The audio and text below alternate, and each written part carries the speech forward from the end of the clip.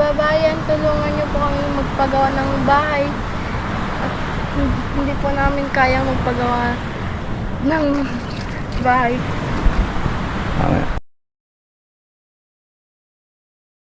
Pakita ko po sa inyo mga kababayan ang kabuuan ng kanilang bahay niya.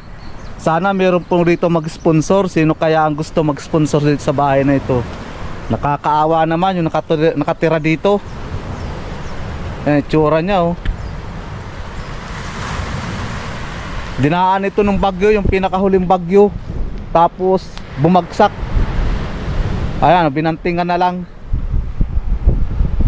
Itinali sa nyug para makatayo uli. Kakaawa naman na nakatira dito.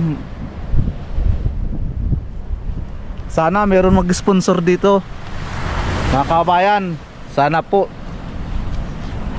ay mayroong mahabag man lang na kapwa natin Pilipino na magkaroon ng sponsor sa bahay na ito. At ito nga pala nakatira dito, isang daradalagita. Yan, kaawa naman yung tsura ng bahay nila oh.